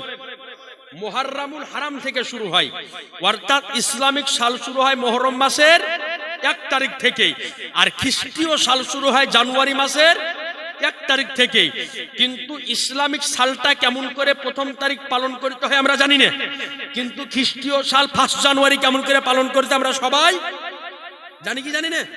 আরে বাবার বিশাল হারে জানি। পিকনিক ডিজে এদিকে চলে না, চলে না? হয় না এদিকে? হায় হায় হায়, মানে গোটা ভারতবর্ষ জুড়ে হয় জি পিকনিক ডিজে হয়, কিন্তু আমাদের প্রথম তারিখ তো 1 জানুয়ারি নয়, আমাদের প্রথম তারিখ হচ্ছে মুহররম মাসের 1 তারিখ। কিন্তু আমাদের ঘরের যুবকদেরকে দেখি যে এই তারিখে ধুমধাড়াক্কা পিকনিক করে না ভাই? আপনাদের এই দিকে কেমন করে জানি না, তবে লালবাগে একটা পার্ক আছে, মতিঝিল পার্ক, নাম শুনেছেন? গিয়েছেন অনেকেই। ওই মতিঝিল পার্কে যদি আপনি 1 জানুয়ারির দিন চলে যান তো দেখবেন তো সব জুড়াই জুড়াই বসে আছে। আর বলা লাগবে? বুঝতে পেরেছেন আপনারা? আর বুড়িয়া মানুষ না বুঝলে যুবকরা বুঝে গেছে, মানে ওরা দেখে তো পাগল, ওরা জানে তো। আপনি দেখবেন যে জুড়াই জুড়াই বসে আছে 1 জানুয়ারির দিন, কিন্তু এখন পর্যন্ত আমাদের ঘরের যুবকেরা জানে না যে ইসলামিক প্রথম তারিখটি নবী আমার কেমন করে শুরু করেছেন। বলে দিই ভাই, ঠিক অনেক স্টেজে বলে দিই, আজকে আপনারা অনেকে নতুন আছেন, আজকে বলে দিই শিখে নিন ভালো করে।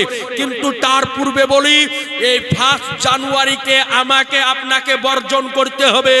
এই 1 জানুয়ারি পালন করা যাবে যাবে না। 1 জানুয়ারিতে পিকনিক করা যাবে না, আনন্দ করা যাবে না, খুশি করা যাবে না, ডিজে বাজা যাবে না, নাচ গান করা যাবে না, মাঠে গিয়ে রান্না করা যাবে না, পিকনিক করা যাবে না, গার্লফ্রেন্ড বয়ফ্রেন্ডের সঙ্গে ঘোরাফেরা করা যাবে না।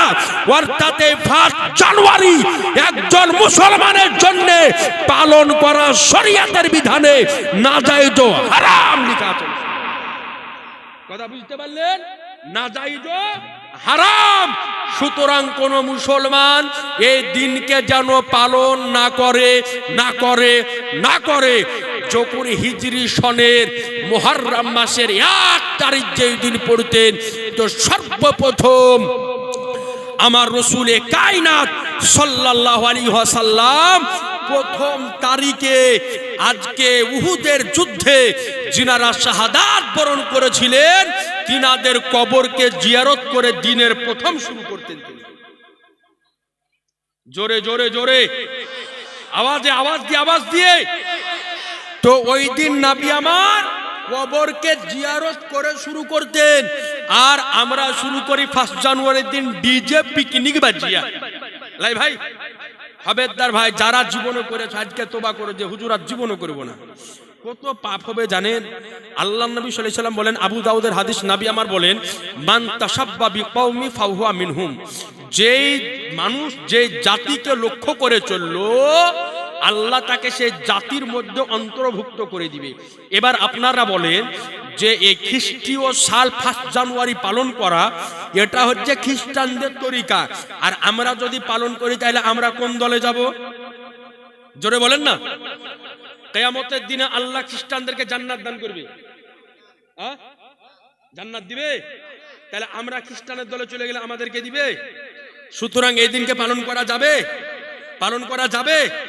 যারা পালন করেছো তারা তওবা করে নাও, যার জীবনে কোনোদিন পালন করবো না, হুজুর ভুল করেছি, তওবা করছি, আর জীবনে পালন করব না।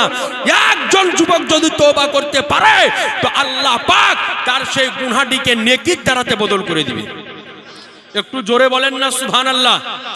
এ আজিজ জানে মুহতারাম, খবরদার ভাই, কোন যুবক যাতে করে এই দিনকে পালিত যাতে না করে, এই দিনকে কোনোভাবে পালন জানে না করে, বরং যেদিন হিজরি সালের প্রথম তারিখ পড়বে ওই দিনটাতে বাপের কবর থাকুক, মায়ের কবর থাকুক, ছেলের কবর থাকুক, মেয়ের কবর হোক, দাদার কবর হোক, দাদির কবর হোক, পীরের কবর হোক, আউলিয়ার কেরাম কবর হোক, যার মুসলমানের কবর পাবেন, কবরকে জিয়ারত করে ওই দিনটাকে আরম্ভ করবেন মুসলমান।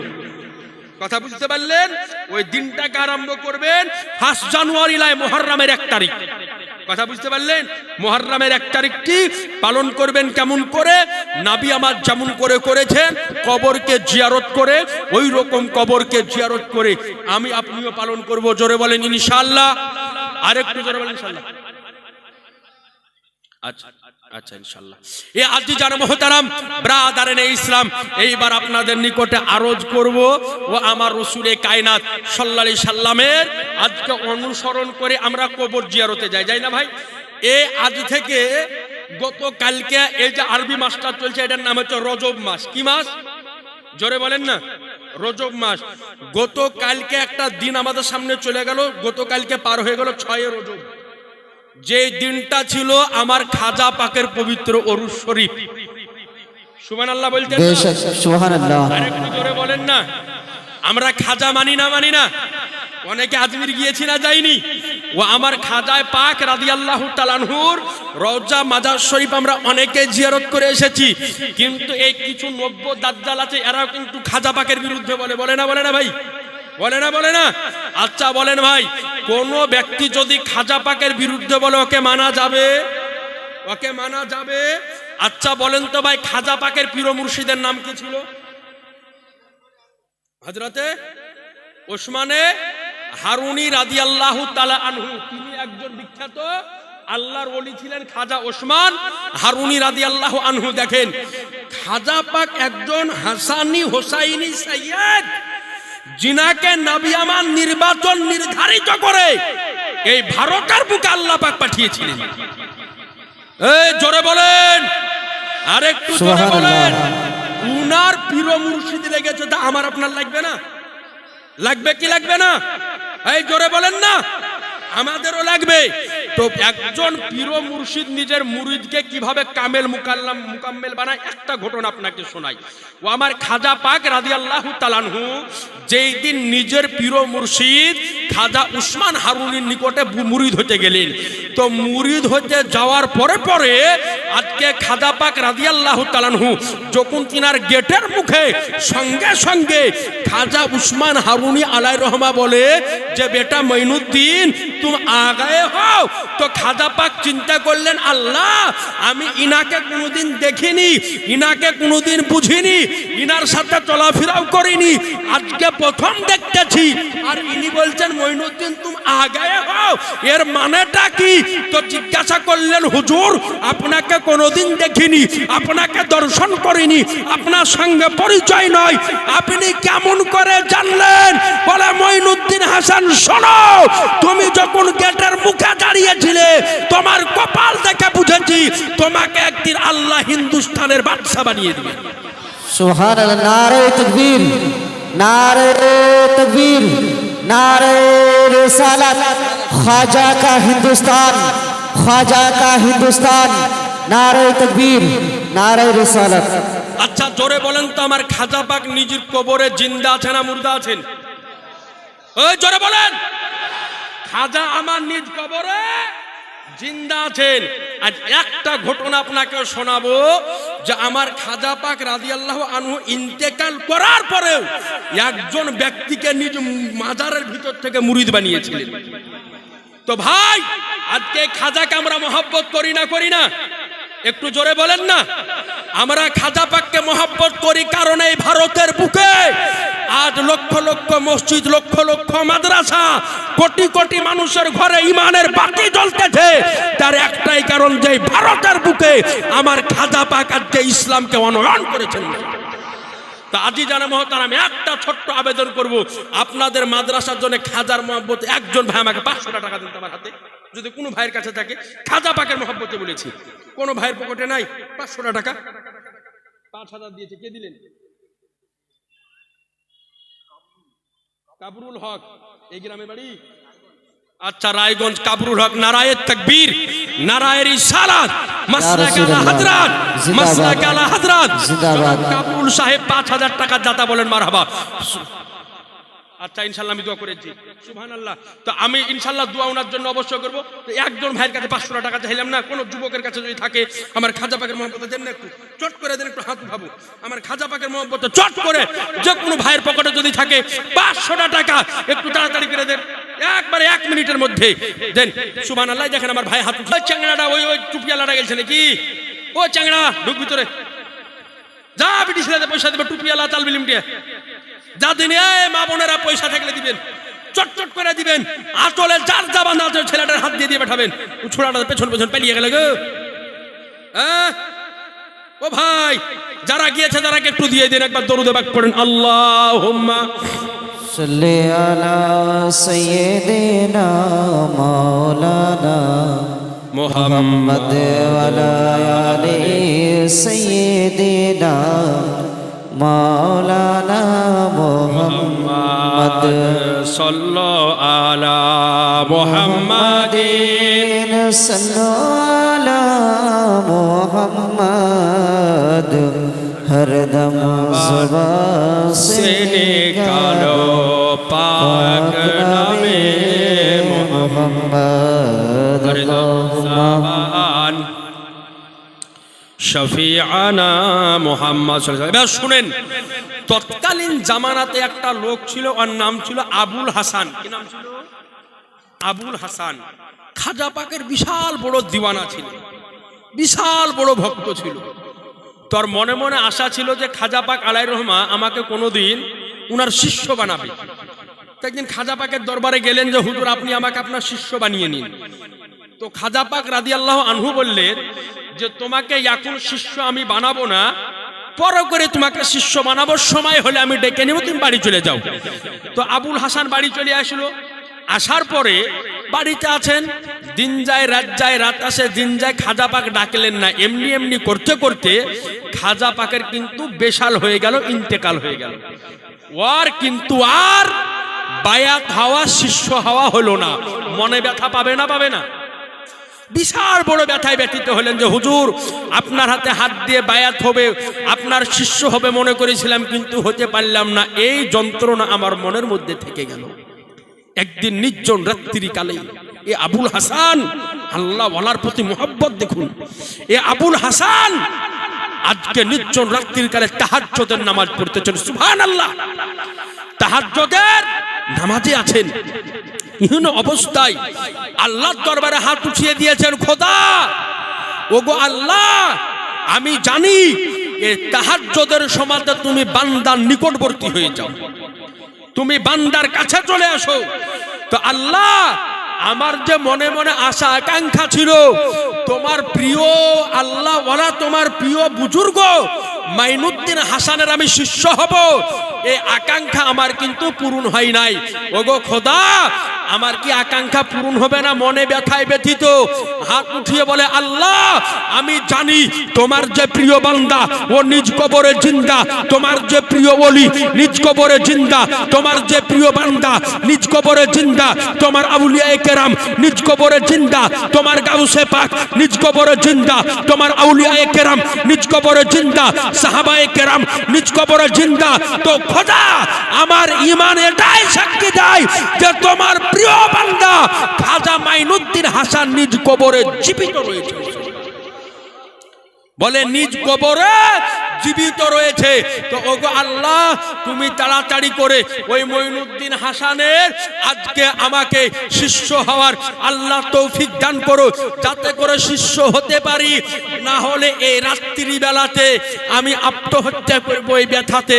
তাইলে তোমার প্রিয় বান্দা মঈনুদ্দিন হাসান কিন্তু আজকে সারা জীবন উনার একটা কলঙ্ক হয়ে যাবে। এই কথা বলে দোয়া কমপ্লিট করে বিছানায় যেমন এই ব্যক্তি শুয়েছে, আহা যেমনই বিছানায় শুয়েছে, চোখটা লেগে এসেছে, ঘুমটা এসেছে, একটু আংটা লেগে এসেছে। বলে সঙ্গে সঙ্গে স্বপ্নের মাধ্যমে তাকিয়ে দেখতেছে আমার শাহানশাহে জিবাকার, মাদিনাকে তাজদার, আহমদে মুখতার, নবীকে সরকার, দোনো জাহানের মালিক মুখতার আমার রাসূলুল্লাহ এই ব্যক্তির খ্বাবে হাজির হয়ে গিয়েছে। খ্বাবের মাধ্যমে হাজির হয়ে গিয়েছেন। এই আজিজানে মুহতারাম, হাজির হয়ে যাওয়ার পরে আমার নবী মুস্তাফা বলতেছেন, ও আবুল হাসান, আজকে তোমার যে মনের আকীদা, তোমার যে মনের বিশ্বাস, আমার আজকে প্রিয় উম্মত মাইনুদ্দিন হাসান নিজ কবরে জীবিত রয়েছে, তোমার জবান থেকে কথাটা আমি নবী মুস্তাফার খুব ভালো লেগে গিয়েছে। সুবহানাল্লাহ, সুবহানাল্লাহ। একটু জোরে জোরে জোরে জোরে জোরে বলে, খুব ভালো লেগে গিয়েছে। বলে শোনো, আমি রাসূলুল্লাহ বলতেছি আমার মাইনুদ্দিন হাসান নিজ কবরে সশরীরে জীবিত রয়েছে। বলে কালকে সকাল বেলায় আর বাড়িতে না থেকে দেরি না করে চট করে তুমি আজমির শরীফ হাজির হয়ে যাবে। বলেন মুসলমান, এই রকম স্বপ্ন যদি কেউ রাত্রে দেখে তো রাত্রে বিছানায় ঘুম হবে? কারো ঘুম হবে? আর ঘুম আসে না। ফজরের নামাজটা আদায় করেছেন, করার পরে নিজের যত বস্তা বড়ি ছিল সব কিছুকে আপনার গুছিয়ে নিয়ে ভারতের আজমিরের জমিনে আসার পরে হাজির হয়ে গিয়েছে, চলে এসেছেন। নবী আমার বলে দিয়েছেন যে তুমি মাজার মুকাদ্দাসার সামনে গিয়ে দাঁড়িয়ে বলবে যে ইয়া জিন্দা ওলি মঈনুদ্দিন হাসান, নবী মুস্তাফা বলেছে তুমি তাড়াতাড়ি আমাকে বায়াত করে নাও। বলে নবীর হুকুম হয়ে গেলে আর কেউ জিন্দা আপনার জিন্দাও না হয়ে থাকতে পারবে? নবীর হুকুম হয়ে গেলে থাকা যায়?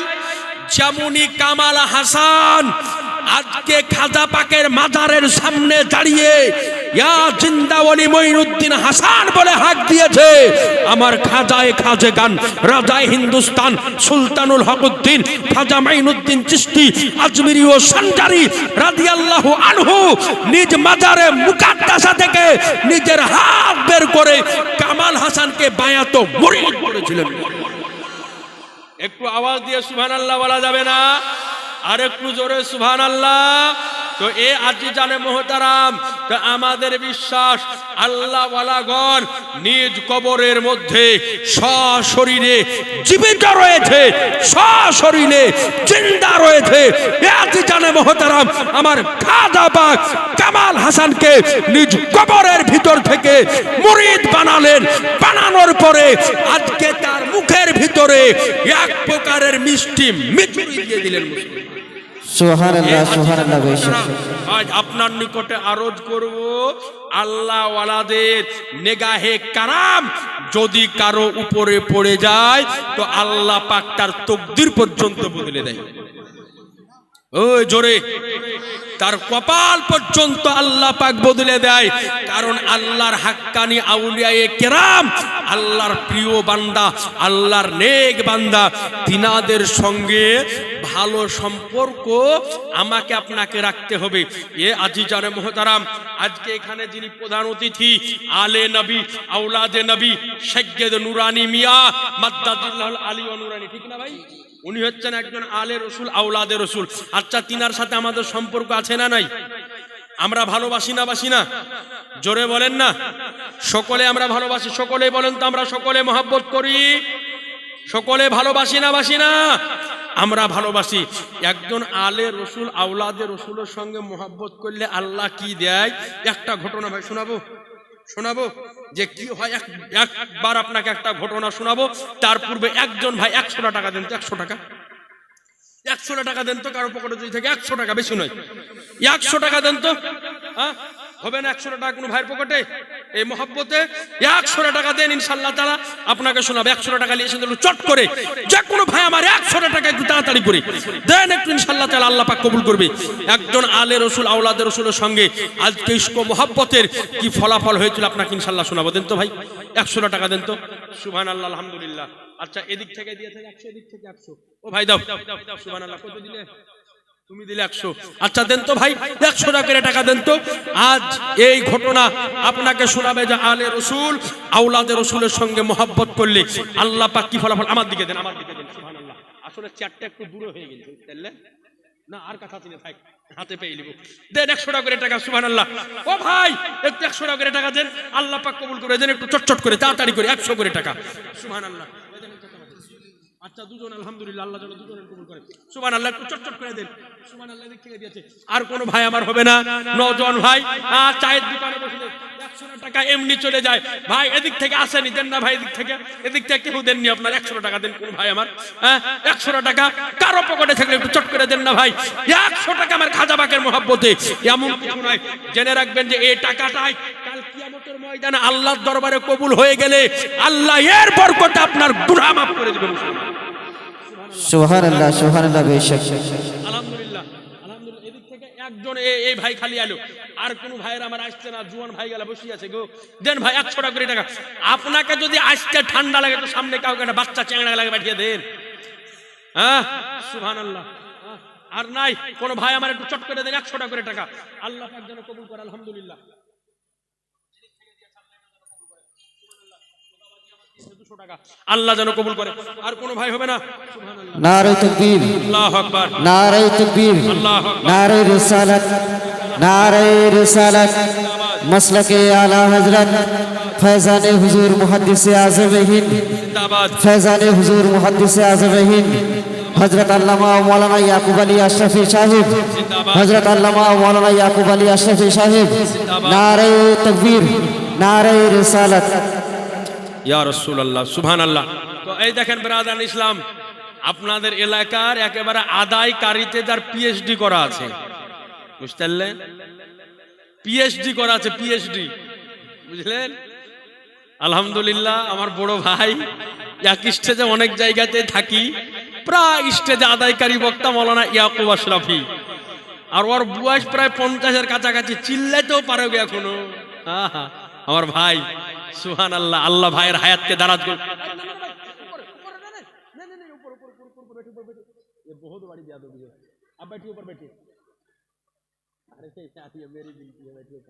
একবার দরুদ পড়ুন, আল্লাহুম্মা। ভাই উপরে উপরে।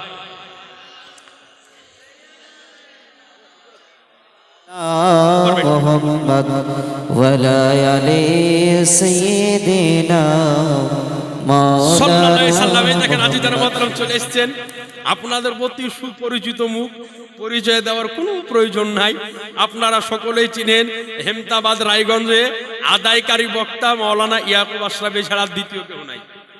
পাঙ্গানিতের সাথে আদায় কেউ পারবে না, নাকি বলছেন? আলহামদুলিল্লাহ, খুব ভালো লাগে, খুব মহব্বত করেন। বিভিন্ন স্টেজে একসঙ্গে থাকি। কিছুদিন আগে আপনাদের তিলগাঁওয়ে ছিলাম একই সঙ্গে, তার আগে বীজগ্রামে ছিলাম একই সঙ্গে, আবার মনে 31 তারিখ একই সঙ্গে হবো নাকি, আবার মনে 31শে এই জানুয়ারি আবার একসঙ্গে হব। আলহামদুলিল্লাহ, খুব ভালো লাগে। আল্লাহ পাক যেন এই মহব্বতকে কবুল করে, বলেন আল্লাহুম্মা আমিন। আর একটু জোরে বলেন আল্লাহুম্মা আমিন। সুবহানাল্লাহ, আলহামদুলিল্লাহ। আপনাদের এলাকার ওলামায়ে কেরামদের মহব্বত করবেন, ভালোবাসবেন। তো যে ঘটনাটা বলবো বলেছিলাম বলে দিই নাকি ভাই, যেহেতু বড় ভাই আমার চলে এসেছে, বেশিক্ষণ কষ্ট দিব না, মনের মধ্যে ব্যথা দিব না, কারণ বক্তা চলে এলে বেশি লম্বা আলোচনা করা ঠিক নাই। কিন্তু একদিক দিয়ে করে মাঝে মাঝে এই আমাকে বসিয়ে থাকবে, আমি 1 ঘন্টা বসাবো নাকি বলছেন? না না ভাই, রাগ করিয়েন না, বেশিক্ষণ বসাবো না। একবার জোরে বলেন সুবহানাল্লাহ। তো এইবার দেখুন, একজন বিখ্যাত আল্লাহর ওলি ছিলেন এবং বিখ্যাত মুহাদ্দিস ছিলেন হযরতে আব্দুল্লাহ ইবনে মুবারক রাহমাতুল্লাহ আলাইহি।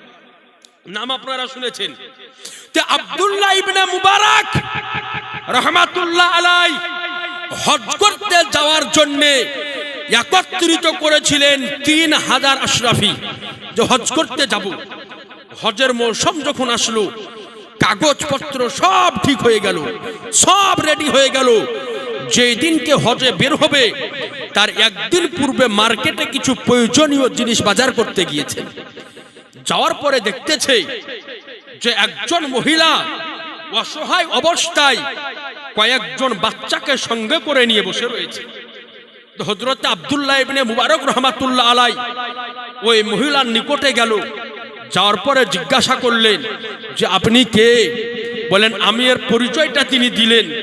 দেওয়ার পরে হযরত আব্দুল্লাহ ইবনে মুবারক রাহমাতুল্লাহ আলাইহি তিনার কথাকে শ্রবণ করার পরে তিনি যে 3000 আশরাফি একত্রিত করেছিলেন হজে যাওয়ার জন্য, এই সমস্ত টাকা ওই মহিলাকে তিনি দান করে দিলেন। বাড়ি চলে গেলেন, হজ ক্যান্সেল করে দিলেন। উনার বন্ধু বান্ধব যারা ছিল তারা হজে চলে গেল। হজ থেকে তার বন্ধু বান্ধবরা ফেরত আসলো। আসার পরে হযরত আব্দুল্লাহ ইবনে মুবারকের নিকটে হাজির। যাওয়ার পরে দরজা খুলে সালাম দিতেছেন, আসসালামু আলাইকুম হাজিউল হুজ্জা। যখন হযরত আব্দুল্লাহ ইবনে মুবারককে হাজি বলে সম্বোধন করেছে, হযরত আব্দুল্লাহ ইবনে মুবারক আলাইহি রহমাতুর রিদওয়ান বলে যে শোনো ভাই, আমি হজ করতে যেতে পারিনি বলে আমার সঙ্গে মজাক করতেছো, ইয়ারকি করতেছো। তার বন্ধুরা বলে, ও ভাই আব্দুল্লাহ ইবনে মুবারক, আজকে তুমি জেনে রাখো, আজকে তুমি শুনে রাখো, ইয়াদে রাখো, স্মরণে রাখো, আমরা যখন কাবা শরীফ তওয়াফ করতেছিলাম তো আমার আগে তোমাকে দেখতে পেয়েছি, মুজদালিফাতে গিয়েছি, আমার আগে তোমাকে দেখতে পেয়েছি, সাই করতে গিয়েছি, আমার আগে তোমাকে দেখতে পেয়েছি, শয়তানকে পাথর মেরেছি, আমার আগে তোমাকে দেখতে পেয়েছি। অর্থাৎ হজের যতগুলি আফাল আমি পালন করেছি প্রত্যেকটা জায়গাতে তোমাকে দেখতে পেয়েছি।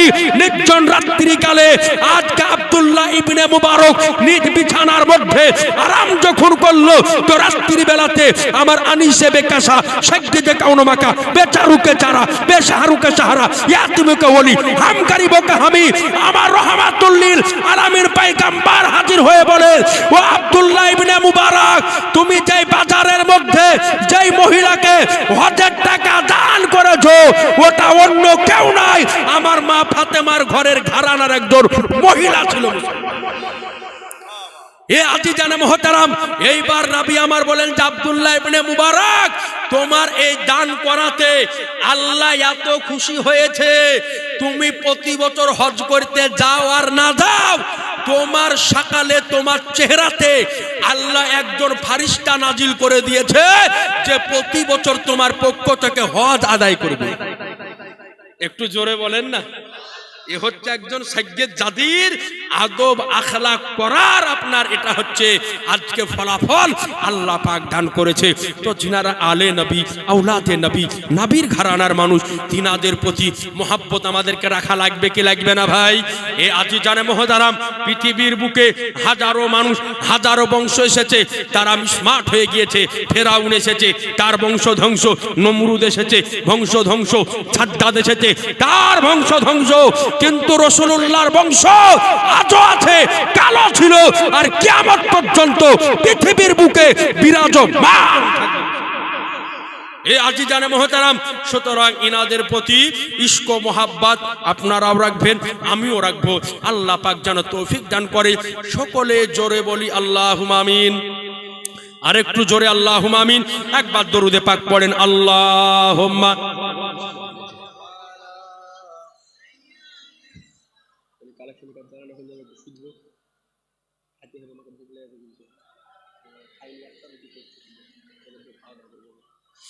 মাওলানা মুহাম্মদ সাল্লাল্লাহু আলাইহি সাল্লাম। তো যাই হোক ভাইয়েরা আমার, আয়াত তেলাওয়াত করেছিলাম ইহদিনাস সিরাতাল মুস্তাকিম। হে আল্লাহ, তুমি আমাদেরকে সোজা রাস্তার উপরে পরিচালিত করো। সিরাতাল্লাযীনা আনআমতা আলাইহিম, ওদের রাস্তার উপরে যাদের পথের উপরে তুমি করুণা করেছো, দয়া করেছো। তো ভাইয়েরা আমার, শেষ মুহূর্তে আরজ করব, যিনারা নামাজ পড়েন না, নামাজটা আদায় করতে হবে ভাই, ঠিক নি? নামাজটা আদায় করতে হবে। তো আজ আমাদের মসজিদ মাদ্রাসা উন্নতি, কিন্তু নামাজের কমতি। ভাই আরজ করব, যারা আছেন এখানে উপস্থিত, যারা নামাজ পড়েন তারা বলেন আলহামদুলিল্লাহ, আর যারা পড়েন না তারা বলেন ইনশাআল্লাহ। জোরে বলেন ইনশাআল্লাহ। মা বোনদেরকে বলে গেলাম, নামাজটা মা বোন আপনারাও পড়বেন। যদি নামাজ না জানেন তো যারা বয়স্কা মহিলা আছে তাদের কাছে শিখে নেবেন, বা মাদ্রাসায় তালিম ইলম তো মনে আছে হুজুরলাই, মাদ্রাসার তালিম ইলম একটা নিয়ে নেবেন নামাজ শিক্ষার জন্য। প্রয়োজন পড়লে মাসে 500 টাকা করে বেতন পাঠিয়ে দিবেন। কারণ আপনি বাংলা ইংরেজি পড়ান 2000-3000 বেতন দিয়ে, তাতে ব্যথা লাগে না। আর শ্রেষ্ঠ ইবাদত নামাজ শিক্ষা করবেন, দরকার হলে 500 টাকা করে বেতন দিয়ে একটা তালিম ইলম হোক, আলেম হোক নিয়ে তার নিকটে শুদ্ধভাবে নামাজটা আদায় করা শিখবেন। বলেন ইনশাআল্লাহ। জোরে বলেন ইনশাআল্লাহ। যাই হোক, আমার আলোচনা এখানে শেষ করছি। কোরআন ও হাদিস আলোচনায় কোনো ভুল হয়ে থাকে, একটা গজল বলবো। কে কে গজল শুনবে? আপনারা সবাই শুনবেন? সুবহানাল্লাহ। হুজুর বলছে যে একটা গজল শোনান। আচ্ছা, কি নাম? আকলিমা খাতুনটা কোরআন শরীফ হাদিয়ে দিয়েছেন। সুবহানাল্লাহ, আলহামদুলিল্লাহ। ওই মাইক নেন ভাই, একটু ইকো দিয়েন তো। ইকো কোন দিকে? একটু ইকো বাড়িয়ে দেন। খাজা পাকের শানে একটা উর্দু কালাম শুনিয়ে দেবো, ঠিক আছে? যেটা প্রায় জায়গাতে পড়ি। তবে দেখেন, একটা কথা বলি, ওখানে বলেছিলাম আরেকদিন, গজাল গাইতে যে পয়সা পায়, আজকে পাই কি পাই না হুজুর দেখি? আপনার পাশের গ্রাম নাকি এই হুজুরের গা? দেখেন, গজাল গাইতে যে সব জায়গাতে পয়সা পায়, এখানে পাই কি পাই না দেখি? একবার জোরে বলেন সুবহানাল্লাহ। আরেকটু জোরে সুবহানাল্লাহ। আরেকটু জোরে সুবহানাল্লাহ। উর্দু একটা শোনাই, দু কলি একটা উর্দু শোনাবো। হ্যাঁ, একটু জোরে আরেকটু মহব্বতে বলেন ইয়া রাসূলুল্লাহ। আরেকটু জোরে মহব্বতে সুবহানাল্লাহ। के जिक्र अहमद से सीना सजा है, जिक्र अहमद से सीना सजा है, इश्क है ये तमाशा नहीं है, जिक्र अहमद से सीना सजा है, इश्क है ये तमाशा नहीं है कि ज़िक्र अहमद से सीना सजा है। इश्क है ये तमाशा नहीं है, वो भी दिल कोई दिल है जहां में, वो भी दिल कोई दिल है जहां में, जिसमें तस्वीर तैबा नहीं है।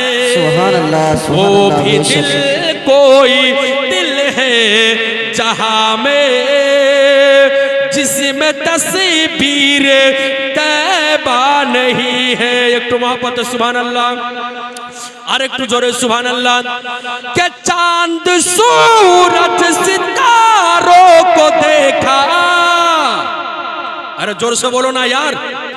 अरे चांद सूरज सितारों को देखा, खुल्द मंजर नज़ारू को देखा, खुल्द मंजर नज़ारू को देखा, लौट आई मगर मेरी अरे लौट आई मगर मेरी नजरे, कोई भी तेरा जैसा नहीं है, कोई भी तेरा जैसा नहीं है। मोहब्बत सुभान अल्लाह और एक जोरे सुभान अल्लाह। ए मेरी मौत रुको जा भी तू, फिर चलेंगे जहां तू कहेगी। ए मेरी मौत रुको जा भी तू, फिर चले